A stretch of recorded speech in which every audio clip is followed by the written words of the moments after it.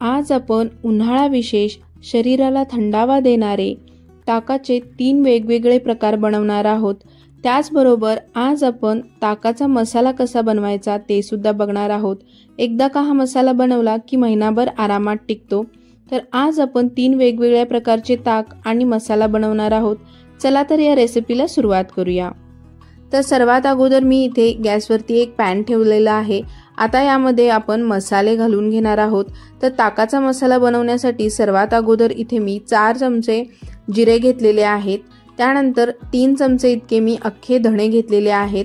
जिऱ्यांपेक्षा धण्याचं प्रमाण थोडं कमी हवं। त्यानंतर इथे मी 2 चमचे ओवा घेतलेला आहे, म्हणजेच अजवाईन घेतलेला आहे। त्यानंतर यामध्ये आपण 1 चमचा मिरे घालून घेणार आहोत आणि 1 दालचिनीचा तुकडा घालून घ्यायचा आहे। आता हे सर्व मसाले आपल्याला मंद गॅसवरती सतत हलवत छान असे भाजून घ्यायचे आहेत। अगदी हलकासा याचा कलर चेंज झाला पाहिजे। मसाले अजिबात करपू द्यायचे नाहीत, नाहीतर ताकाचा मसाला तुमचा कडवट लागू शकतो। आणि गॅस इथे कुठेही मोठा करायचा नाही, सतत हलवत आपल्याला छान असे याला भाजून घ्यायचं आहे। जिरे आणि धणे शरीराला थंडावा देण्यासाठी खूप उपयुक्त असे आहेत। त्याचबरोबर पचनशक्ती सुद्धा चांगली सुधारते आणि गॅसेस वगैरे होण्याचे चान्सेस खूप कमी होतात। आपल्या आयुर्वेदामध्ये ताकाला अमृताचं स्थान आहे। तर बघा इथे आपण जे मसाले भाजून घेत आहोत ते छान असे आता भाजून झालेले आहेत। तुम्ही बघू शकता इथे त्याचा थोडासा कलर सुद्धा चेंज झालेला आहे। आता हे मसाले आपण एका प्लेटमध्ये काढून घेणार आहोत आणि पूर्णपणे हे मसाले आपल्याला थंड करून घ्यायचे आहेत। तर इथे बघा मसाले मी प्लेटमध्ये काढून घेतले। आता त्याच पॅनमध्ये आपल्याला 1 वाटी इतके पुदिन्याची पाने भाजून घ्यायची आहेत। हे पूर्णतः ऑप्शनल आहे। तुमच्याकडे जर पुदिन्याची पाने असतील तर तुम्ही घाला किंवा नाही घातलं तरी सुद्धा चालेल, किंवा तुम्ही बाहेरून विकत पुदिन्याची पावडर सुद्धा आणू शकता किंवा उन्हामध्ये पुदिन्याची पाने वाळवून त्याची पावडर बनवू शकता। आता मी गॅसवरती पॅनमध्ये भाजून याची पावडर बनवून घेणार आहे, म्हणजेच मसाल्यांबरोबर ही पुदिन्याची पाने वाटून घेणार आहे। बघा आता याचा कलर थोडासा चेंज झालेला आहे। पुदिन्याची पाने सुद्धा भाजत आलेली आहेत। इथे बघू शकता पुदिन्याची पाने छान अशी भाजलेली आहेत। ही सुद्धा मी मंद आचेवरती छान अशी भाजून घेतलेली आहेत। आता त्याच प्लेटमध्ये ही पाने सुद्धा आपण काढून घेऊ आणि हा सर्व मसाला आता आपल्याला पूर्णपणे थंड करून घ्यायचा आहे। आता हा मसाला मी इथे पूर्णपणे थंड करून घेतलेला आहे। पुदिन्याची पाने सुद्धा अगदी व्यवस्थित भाजली गेली होती। तर आता हा सर्व मसाला मी एका मिक्सरच्या भांड्यामध्ये काढून घेणार आहे। तर इथं एका मिक्सरच्या भांड्यामध्ये सर्व मसाले हे काढून घेतले। आता यामध्ये 1.5 चमचे काळं मीठ घालून घ्यायचं आहे। त्यानंतर आपण यामध्ये अर्धा चमचा हिंग सुद्धा घालून घेणार आहोत। आता हा सर्व मसाला आपण छान असा मिक्सरला बारीक वाटून घेणार आहोत। तर या मसाल्यामध्ये तुम्ही कोथिंबीर सुद्धा पुदिन्यासारखी भाजून यामध्ये वापरू शकता।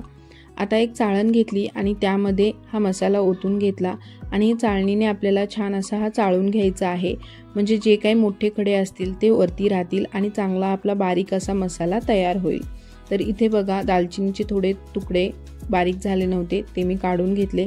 मसाला छान अगदी बारीक वाटून घेतलेला आहे। आता एका काचेच्या डब्यामध्ये आपण याला स्टोअर करून ठेवू शकतो। महिनाभर तुम्ही हा आरामात वापरू शकता। फक्त याला पाण्याचा हात लागू द्यायचा नाही, म्हणजे तो व्यवस्थित टिकतो। आता मी एका काचेच्या डब्यामध्ये हा मसाला भरून ठेवणार आहे।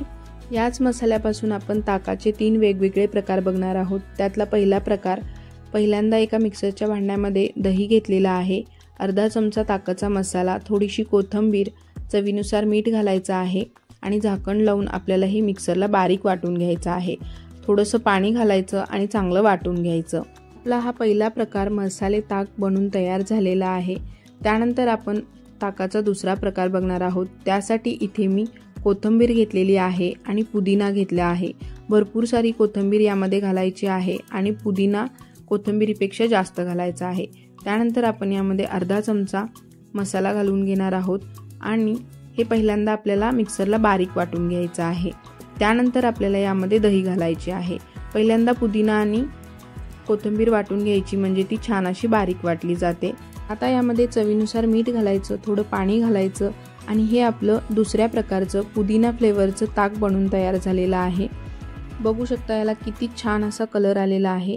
आता आपण ताकाचा तिसरा प्रकार बघणार आहोत। त्यासाठी इथे मी बीटाचे तुकडे घेतलेले आहेत। त्यानंतर ताकाचा मसाला घालून घ्यायचा आहे अर्धा चमचा, चवीनुसार मीठ घालून घ्यायचं आणि पहिल्यांदा आपल्याला बीट वाटून घ्यायचं आहे।